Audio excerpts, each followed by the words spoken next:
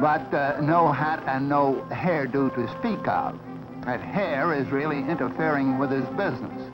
Nearby, the cave woman, his wife, is grilling a fish over an open fire. Now, the caveman is very plainly bothered by that hair that is growing so plentifully on his head in all directions.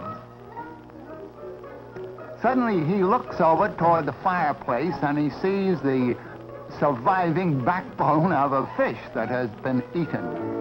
And it gives him an idea.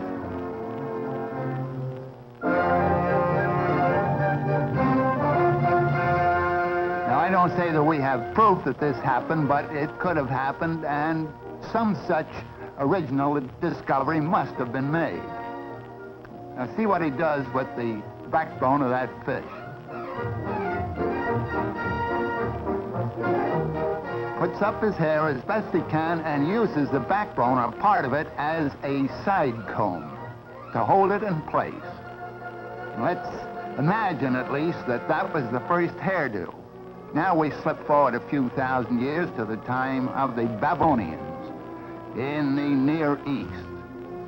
See what kind of hairdos they had. Well, they not only curled their hair, but they curled their beards too. It was a religious rite with them. Now we go over to the land of the Egyptians about 2,500 years BC, and notice a change. They shaved their heads completely, and they shaved their beards too. But they wore an artificial beard made out of wood or horn or some such material. And the women, too, shaved their heads and wore wigs. Now, of course, we're talking about the aristocracy, the noble people and the rulers of those days, not the poor people.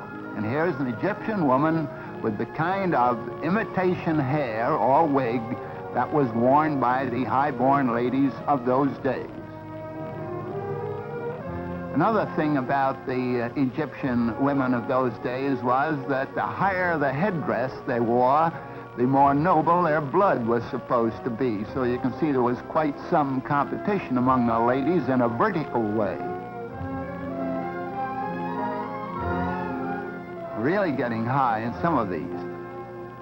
Another peculiar thing was that when the princesses or queens acted in an official way, they too wore an imitation beard on their chins. Now we're coming forward to the Grecian days. And of course we know all about these from drawings and paintings of the old days and written descriptions. And many of these pieces, by the way, are actual survivals of those periods and have been preserved in antique shops and in museums. This is the Greek style of hairdo.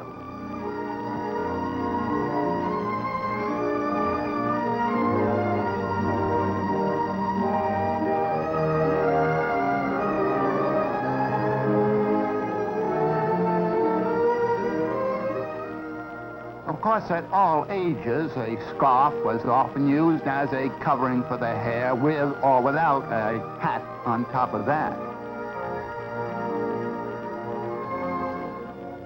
Now we're coming forward to the Roman days. There is a Roman painting, and a peculiar place for it. It's on the bald sconce of a Roman. And here we have one of the Roman ladies of the court of Augustus Caesar, and this is the kind of wig that she wore. A very dark wig. Now she sees her handmaiden there with a very blonde head of hair and plentiful, and she decides to change her mind and get a blonde wig. Whereupon the poor handmaiden has her hair cut off and made into a wig for the patrician Roman lady. Here we see her now with a blonde wig.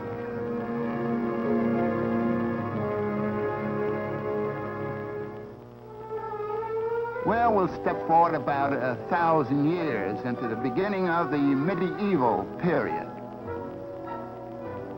And this is the way the high-born young lady wore her hair then, in long ringlets, when knighthood was in flower. Of Of course, when she got married, she wasn't allowed any such frivolous decoration. Had to put her hair up in braids that were covered like this. Of course, the braids may not be quite as long as the covering would indicate.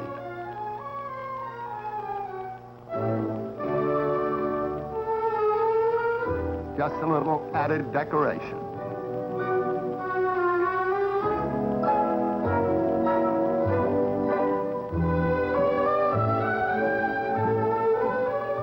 Just another example of the scarf wrapped around. This young lady does not have a toothache or an earache. She is just increasing the wrapping around her hair on her head, and it gradually got to an exaggerated fashion. More and more of the face and hair were concealed until we got to this type, which became popular in Brittany, in France, hundreds of years ago. And then we had also in medieval days a sort of dunce cap idea. And once an idea was formed, why, they carried it out to the extreme. So here we have the double dunce cap, and even further the triple and quadruple dunce cap idea.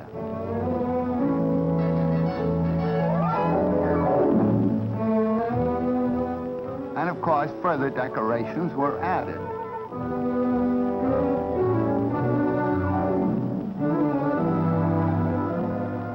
Millinery display of the medieval period. Now we come to what I call the antler type of hat. Looks something like the spread of antlers of a water buffalo or some African gazelle.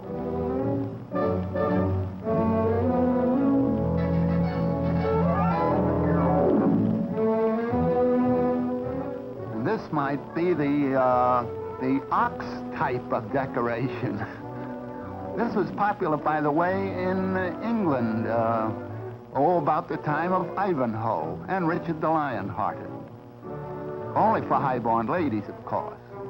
And of course, the men weren't going to be completely left out of the picture. Here's a gentleman with a tall vertical hat, and just in case of a change in the weather, notice that he has a different type of hat slung over his back.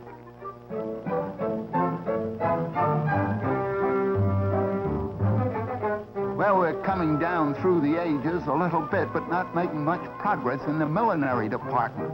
This chap has a whole counter's worth of cloth on his head.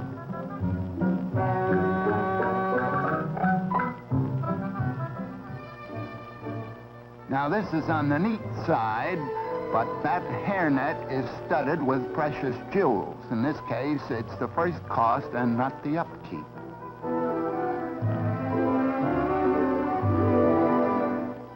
Here we have what is often called the Holbein type of hat, because that famous painter gave us many canvases with models wearing that kind of picture hat. But Frans Hals and other famous painters also gave us their studio portraits with the same type of millinery decoration. Here's quite a different type. The hat is small, but the beard more than makes up for it. Now, this is really neat. I say I'm no judge of ladies' hats, but this is the type I like anyhow. It'd be good in a high wind. Notice that the ruff is now coming in around the neck there. That would be around 1550, 1600 and through there. Just imagine all the handwork that went into the ironing of a ruff of that type. Many of the pictures by Van Dyck feature these ruffs.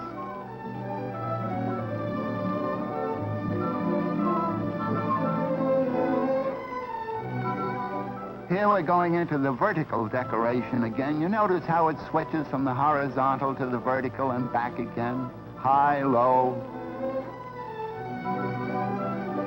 Oh, and also we are coming into the corseted era, and in some of those old days they actually wore iron corsets. Of course, the whaling captors soon relieved the iron of its duty by bringing in the whalebone. This is just a simple country costume, I'm glad to say. They've relaxed on that iron stuff. And here we have a lace bodice and a straw hat.